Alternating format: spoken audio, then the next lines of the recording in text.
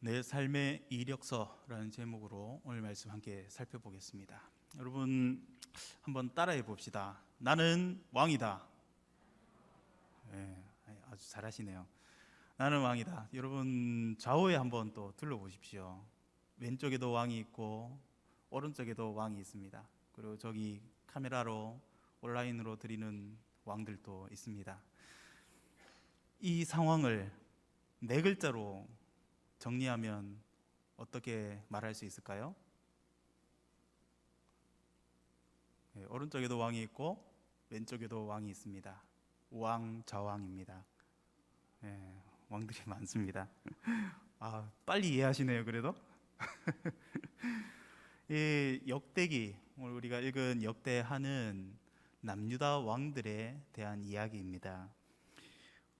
이 왕들이 어떻게 살았는지 이렇게 기록하고 있는데, 왕의 역할이 무엇인지 여러분 잘 아시죠? 백성들을 다스리는 역할입니다. 역대하를 읽어보면 이 남유다에는 총 20명의 왕이 있었습니다. 이 20명의 왕들에 대해서 역대하에 기록하고 있는데, 이 왕들에 대한 평가 기준이 딱 한 가지가 있습니다. 어떤 기준일까요? 하나님 보시기에 선한 왕이었다, 또는 하나님 보시기에 악한 왕이었다.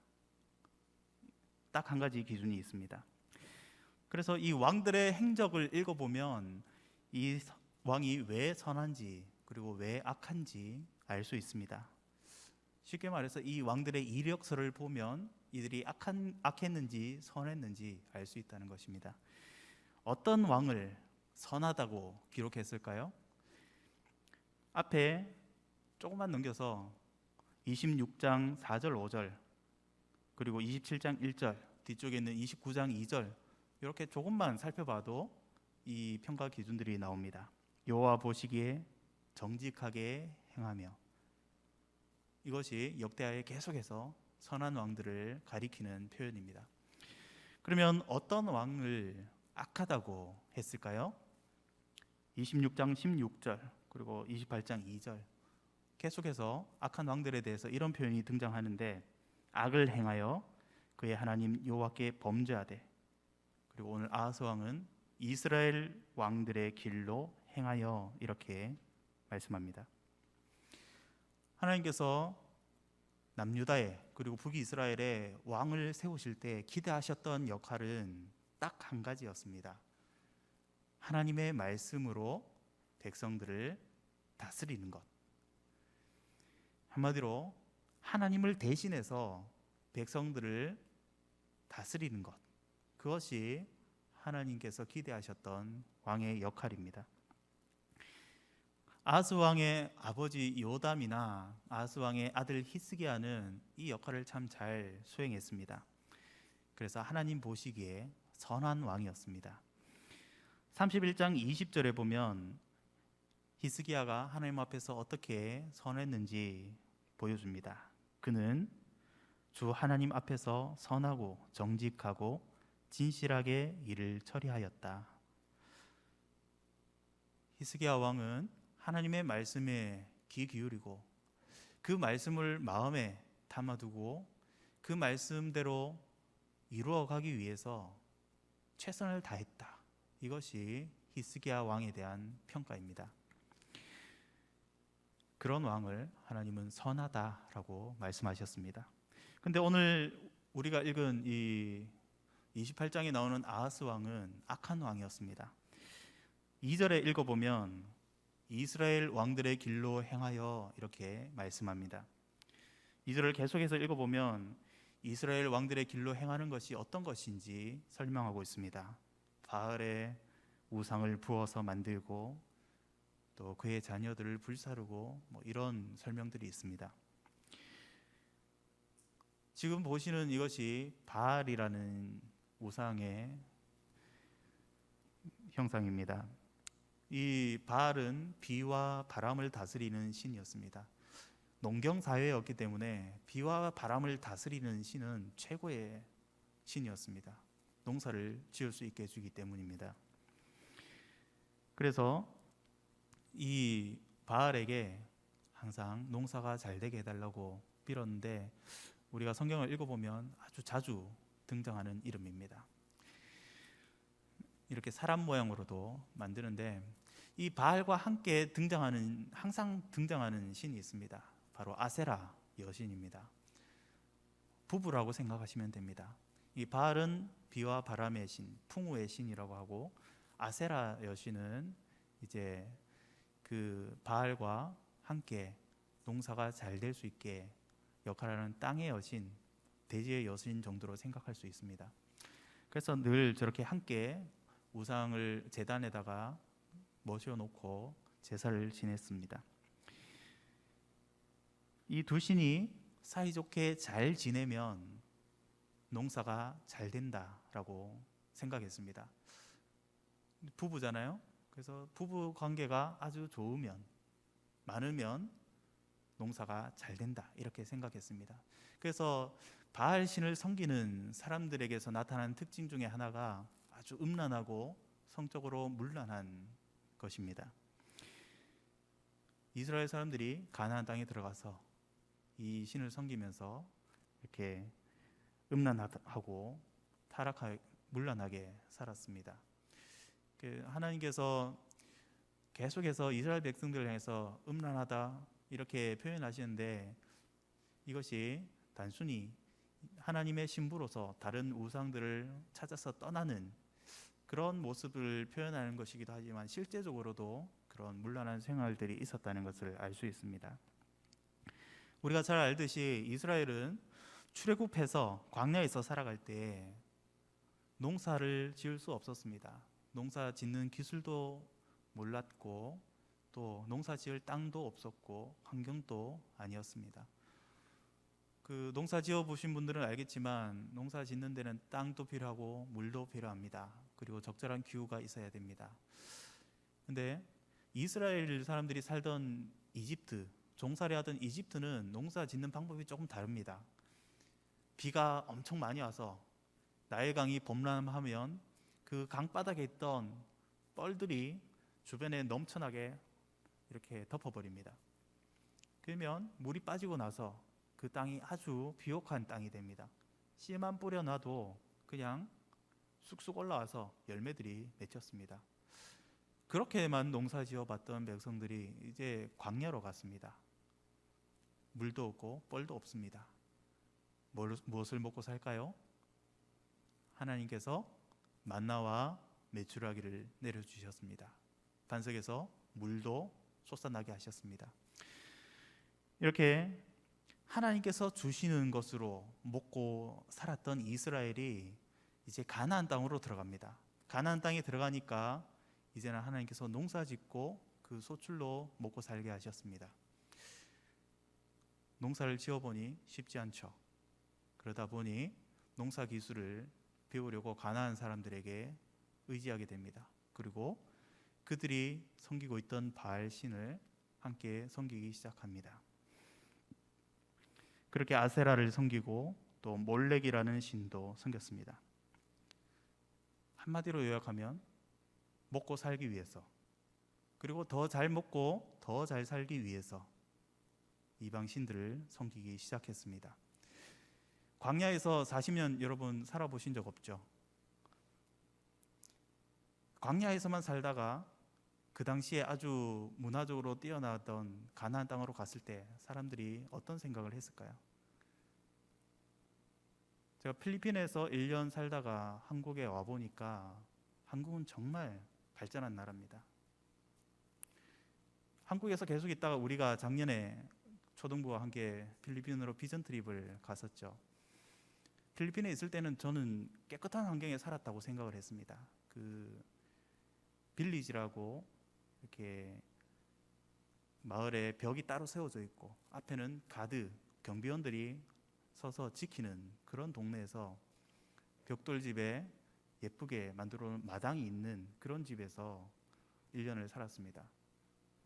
그래서 깨끗하게 살았다고 생각했는데 지난번에 다시 가보니까 지저분해서 화장실을 갈 수가 없었습니다. 시골로 들어갔는데 더 심각합니다. 거기는 변기 뚜껑도 없고 아무 데서나 어떻게든 해결을 했어야 됩니다. 씻기도 힘들었습니다. 이스라엘 백성들이 광야에서 살아갈 때 그렇게 살다가 가나안 땅에 들어가니까 이 가나안 사람들이 가지고 있는 문화가 너무 좋아 보였습니다. 이 사람들은 더 세련해 보이고 더 좋은 것을 가지고 살아가는 것 같아 보였습니다. 자연히 따라가죠. 왜? 잘 먹고 잘 살기 위해서, 더 폼나게 살기 위해서 그렇게 우상들을 섬기기 시작했습니다. 선합니까? 아니면 악합니까? 하나님께서 보실 때 이스라엘 백성들은 배신자죠. 악합니다. 지금 보시는 이 그림은 몰렉이라는 신을 섬기는 모습입니다. 잘 보십시오. 무엇이 보이십니까?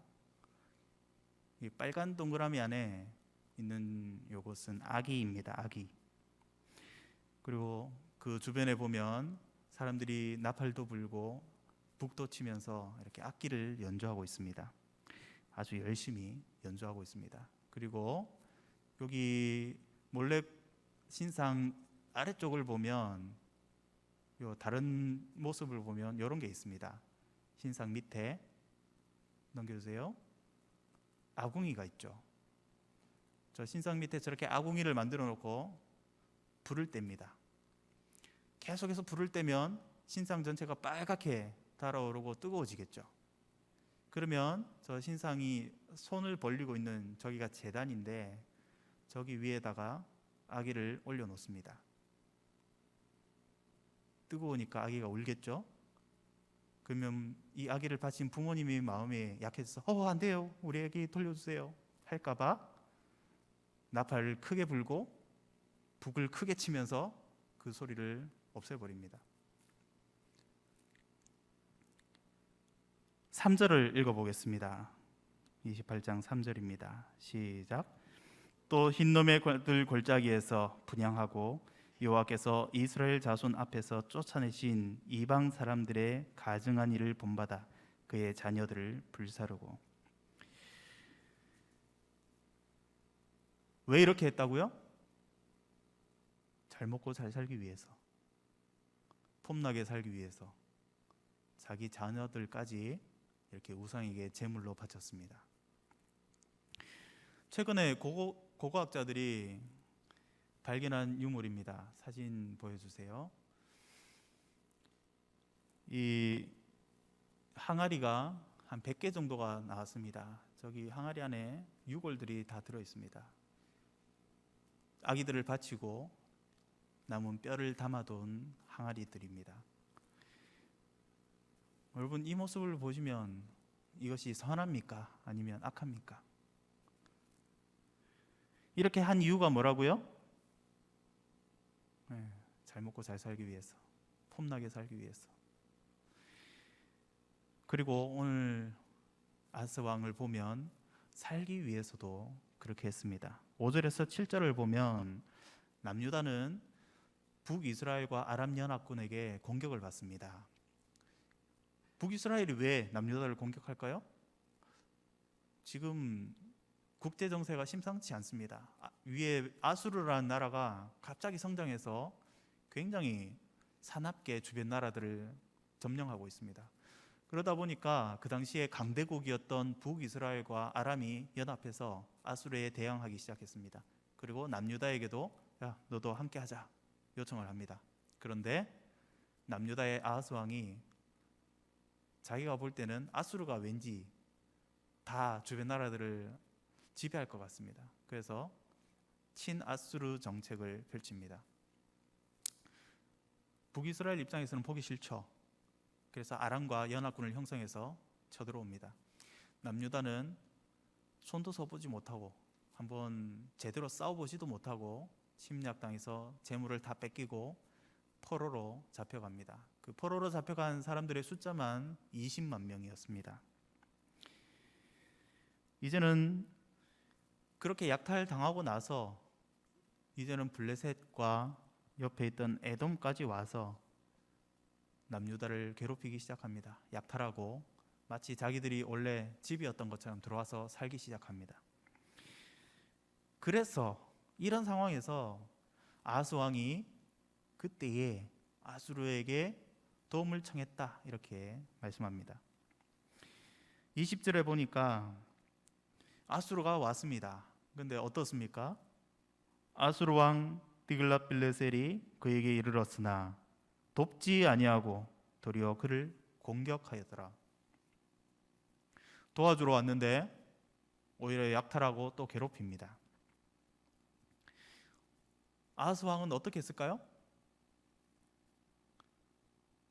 여러분이 아하스 왕이라면 어떻게 하셨을 것 같습니까? 아하스 왕은 더 열심히 우상을 섬겼습니다. 왜 그러냐면 아하스가 볼 때 저 아수르라는 나라가 섬기는 신이 얼마나 강하면 이렇게 갑자기 성장하고 주변 나라들을 다 지배할 수 있을 만큼 강력해질까 궁금했던 거죠. 그래서 그 신들을 섬기기 시작했습니다. 살아남기 위해서, 그리고 더 강해지기 위해서 하나님이 아니라 그 우상들을 섬기기 시작했습니다. 심지어 성전에 있던 하나님의 제물들까지 싹싹 긁어서 아수르에게 바칩니다. 우리 좀 잘 봐주세요. 좀 도와주세요. 뿐만 아니라 제사장들을 아수르에 파견해서 거기에 있는 신상들을 조사하고 제단들을 조사해서 똑같이 만듭니다. 어디에 만듭니까? 하나님의 집, 성전, 제단이 있던 자리에, 물두멍이 있던 자리에 다 치워버리고 우상을 섬기는 제단을 만들어 놓습니다. 성전 곳곳에, 남유다 나라 곳곳에 그렇게 우상들을 만들어 놓습니다. 왜 그랬을까요? 더 잘 살기 위해서. 아하스 왕은 이렇게 악한 왕이었습니다. 여러분은 어떤 왕입니까? 우왕좌왕하면서 살아가고 있습니까? 선하게 살고 있습니까? 열 길 물속은 알아도 한 길 사람 속은 모른다, 이런 속담이 있죠. 우리가 평소에는 우리 옆에 있는 사람이 어떤 사람인지 참 알기 힘듭니다. 그런데 위기가 닥쳐오면, 위기에 처하면 그 사람의 본심이 어느 정도 드러납니다. 아하스 왕은 오늘 위기에 처하니까 하나님을 버리고 우상을 선택했습니다. 주변에 강한 나라를 선택했습니다. 지금 우리 교회들이 상당히 큰 위기를 맞고 있죠. 지난번에 문아랑 교수님이 오셔서 이렇게 현실을 진단해 주셨습니다. 큰 교회들은 작아지고 작은 교회들은 점점 없어져 갈 것이다. 냉정하게 봤을 때 이것이 우리의 현실입니다. 우리 교회 주변에는 언제라도 이 교회를 무너뜨리려는 세력들이 있습니다. 북이스라엘과 아랍 연합군들처럼 자기들 편을 들지 않으면, 자기들 말을 듣지 않으면 와서 괴롭힙니다. 욕하고 자기들 마음대로 하려고 합니다.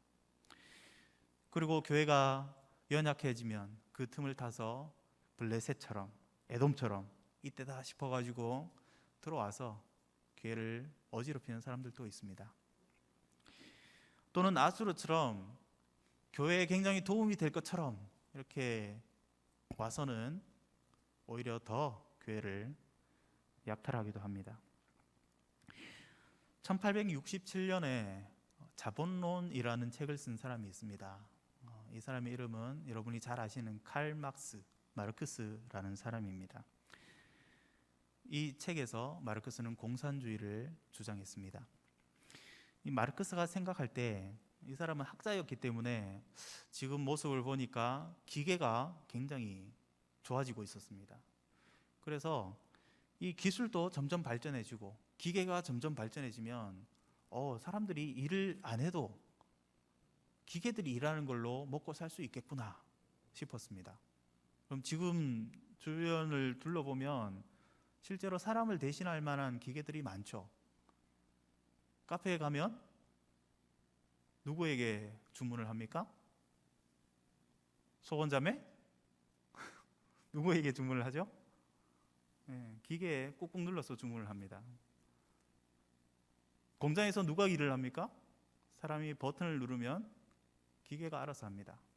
농사를 지을 때도 기계를 다 활용하고, 이제는 로봇이 나와서 인공지능을 가진 로봇도 이제 곧 나올 거라고 이야기를 합니다. 사람을 대체해서 일하고 우리가 먹고 쓸 것을 생산해낼 수 있는 그런 세상이 오고 있습니다. 이 마르크스라는 사람은 이미 1800년대에 이런 세상이 올 거라고 생각을 했습니다. 그러고 나서 추측하기를, 사람들이 일을 적게 해도 일할 기계들이 많아져서 생산이 많아지면 모든 사람들이 행복하게 살 수 있겠구나, 잘 먹고 잘 살 수 있겠구나, 그러면 천국인데? 이런 세상을 꿈꿨습니다. 마르크스가 이야기하는 공산주의는 그런 나라입니다. 모두가 다 잘 쓰고 잘 먹고 잘 살 수 있는 나라. 그런데 여러분, 어르신들 어릴 적에 생각해 보시면 지금과 비교해 봤을 때 먹을 것도 많고 쓸 것도 많고 그때에 비해서는 진짜 천국 같은 곳이죠. 그런데 주변에 둘러보면 어떻습니까?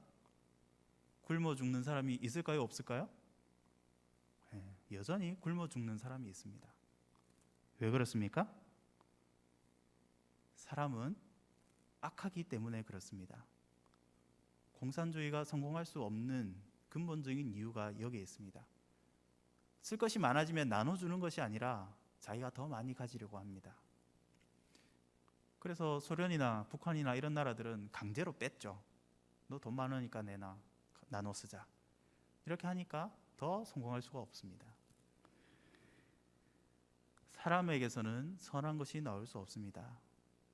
사람에게서는 이렇게 악한 죄만 나올 수 있습니다. 우리는 돈이 아무리 많아도 이유 없이 사람들에게 베풀지 않습니다. 먹을 것이 아무리 많아도 이유 없이 사람들에게 나눠주지 않습니다. 우리는 악합니다. 마치 아수르가 도와주러 왔다가 더 약탈해서 가는 것이 우리 사람들의 본질입니다. 물질 만능주의, 이것이 바로 바알을 섬기고 아세라를 섬기는 사람들의 마음이었습니다. 잘 먹고 잘 사는 것, 폼나게 사는 것, 더 강한 나라로 만들어가는 것, 이것이 관심사였습니다. 다른 사람과 비교당하기 싫고, 옆집의 언니보다, 옆집의 동생보다, 형보다 좀 더 내가 잘 살아야지, 그런 마음이 가득하여서 하나님의 말씀이 우리 마음 가운데 뿌려져도 그 말씀을 담아두지 못하는 마음, 바로 몰렉을 섬기는 마음입니다. 문화랑 교수님이 지난주에 또 이런 이야기도 하셨죠. 비난하려고 하는 말이 아니라 현실을 조사해 보니까 온라인 예배로 전환하고 나서 교회는 오지 않았지만 학원이나 기타 자기들의 필요한 곳에는 모든 활동들을 하고 있었다, 이런 조사 결과가 있다라고 말해 주셨습니다. 몰렉에게 바쳐서 태워 죽이지는 않지만 이 시대에 많은 사람들이, 많은 교회의 성도들이 자기 자녀들을 세상에 갖다 바치고 있습니다. 교회가 아니라 학원으로, 하나님의 말씀이 아니라 영어 문제집, 수학 문제집, 이런 것들을 갖다 놓고 강요하고 있습니다. 세상은 떠들고 있습니다. 나팔을 불면서, 북을 치면서 부모들의 눈과 귀를 가리고 자녀들을 그렇게 제물로 바치라고 강요하고 있습니다. 마태복음 5장에 팔복이 있습니다. 이것은 하나님의 백성들이 살아가는데 지침서와 같습니다. 그런데 사탄도 팔복을 만들었습니다. 누군가가 이렇게 팔복을 사탄 팔복이라고 정리를 해놨습니다. 한번 들어보십시오. 첫 번째, 피곤하고 바쁘다는 핑계로 교회에 나가지 않는 자는 복이 있나니 그들이 나의 가장 믿을 만한 일꾼이 될 것이며, 두 번째, 목사의 과오나 흠을 보고 트집을 잡는 자는 복이 있나니 설교를 들어도 은혜를 받지 못할 것이며. 이건 설명이 좀 필요한데요, 목사님도 설교를 이상하게 하시면 비난받으셔야 됩니다. 교리적으로 잘못된 것은 분명히 지적을 받을 필요가 있습니다. 하지만 어떻게든 비난하는 사람들은 목사님이 아무리 좋은 설교를 해도 비난하기 마련입니다. 그런 사람은 설교를 들어도 은혜 받지 못합니다. 세 번째, 자기 교회이면서도 나오라고 사정사정 해야만 나오는 자는 복이 있나니 그들은 교회 안에서 말썽꾸러기가 될 것이며, 네 번째, 남의 말 옮기기를 좋아하는 자는 복이 있나니 그들은 내가 가장 좋아하는 다툼과 분쟁을 일으킬 것이며, 다섯 번째, 걸핏하면 삐죽거리는 자는 복이 있나니 그들은 작은 일에도 화를 내고 교회를 곧 그만둘 것이며, 여섯 번째, 하나님의 일에 인색하고 헌금하지 않는 자도 복이 있나니 그들은 나의 일을 가장 잘 돕는 자일 것이며, 일곱 번째, 성경을 읽고 기도할 수 없을 만큼 바쁜 자는 복이 있나니 그들은 나의 유혹에 쉽게 넘어가 마침내 나의 조롱거리가 될 것이며, 여덟 번째, 하나님을 사랑한다 하면서도 자기의 형제와 이웃을 미워하는 자는 복이 있나니 그들은 나의 영원한 친구가 될 것이니라. 팔복은 하나님의 백성이 누리는 복입니다. 반면에 방금 읽은 우리 사탄의 팔복은 여러분 이렇게 사시기만 하면 지옥 갈 수 있습니다. 이렇게 사시고 지옥 가실 분들이 없기 바랍니다. 여러분, 한 사람 한 사람은 하나님께서 이 땅에 세우신 왕입니다. 하나님의 말씀으로 이 세상을 섬길 사람들이 바로 우리들입니다. 이런 우리가 닮아야 할 가장 모범적인 왕은 예수님이죠. 예수님은 십자가에 달리시기 전날 밤에도 하나님께 무릎 꿇고 기도했습니다. 이렇게 중요한 일이 있을 때마다 하나님께 찾아가서 기도하셨습니다. 그리고 순종하셨습니다. 십자가를 지는 것이 피하고 싶은 것이었지만, 내 마음에는 피하고 싶었지만 하나님께서 원하시는 것이기 때문에 순종하셨습니다. 31장 20절에 보면 히스기야는 이런 사람이었다라고 말씀합니다. 주 하나님 앞에서 선하고 정직하고 진실하게 일을 처리하였다.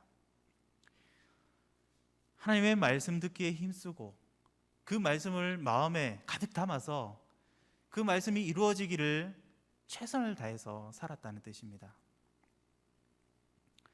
이렇게 선한 왕, 히스기야와 같이 선한 왕이 다스릴 때는 모든 하는 일들이 잘 되고 형통했다라고 말씀합니다. 하지만 악한 왕, 아하스와 같은 왕이 다스릴 때 더 잘 살고 싶어서, 폼나게 살고 싶어서, 더 강한 나라가 되기 위하여서 우상을 섬기고 하나님을 버릴 때에는 온갖 나라들로부터 괴롭힘을 당하고 또 우상으로 그 마음이 얼룩져 있었습니다. 오늘 우리의 삶이, 그리고 우리 가정이, 우리 교회가 위기를 겪고 있다면 우리는 선택해야 합니다. 하나님께 나아가서 기도할 것인지, 하나님의 말씀을 듣고 그 말씀이 우리 삶에 이루어지기를 최선을 다해서 살아갈 것인지, 아니면 주변 사람들을 보고 저 사람이 잘 사는 비결, 돈 버는 비결을 찾아서 나도 그렇게 해보면서 말씀과 상관없이 살아가 볼 것인지 우리는 선택해야 합니다. 어려울 때일수록 선한 왕들은 하나님께 나아가 기도했습니다. 예수님처럼 하나님의 뜻을 묻고 혹시 그것이 십자가의 길이라고 해도 순종했습니다. 하나님의 말씀을 마음에 담아두고 순종하는 사람들의 삶은 하나님께서 형통하게 하실 것입니다. 우리 삶의 행적을 보는 우리 주변의 사람들, 그리고 우리 자녀들이 우리들의 삶을 보면서 나중에 선하다고 평가를 할지 악하다고 평가를 할지 여러분 한번 생각해 보시기 바랍니다. 하나님 보시기에 선하고 정직한 사람이었다, 이런 평가를 받으시는 저와 여러분 되시기를 축복합니다. 기도하겠습니다. 우리 아버지 하나님, 우리의 삶을 돌아봅니다.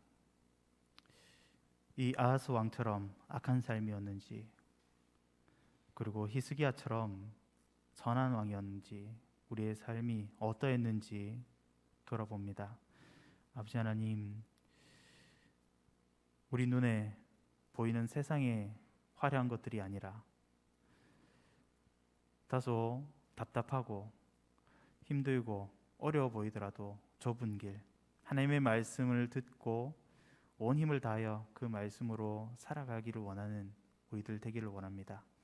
히스기야 왕처럼 북이스라엘이 이미 멸망한 상황에서 하나님께로 돌아오라고 외쳤던 그 히스기야 왕처럼 우리도 이 시대 교회의 어려움들을 보면서, 우리 가정의 어려움들을 보면서, 내 개인의 어려움들을 생각하면서 하나님께로 돌아가자고 외치는 자가 되게 하시고, 하나님의 말씀을 듣고 그 말씀을 최선을 다하여 우리 삶 가운데 이루어가기를 애쓰는 자가 되어서 하나님께서 형통하게 하시고 축복하시는, 평안하게 해주시는 복을 누리는 그런 우리들의 삶이 되게 하여 주시옵소서. 감사합니다. 예수님의 이름으로 기도드립니다. 아멘.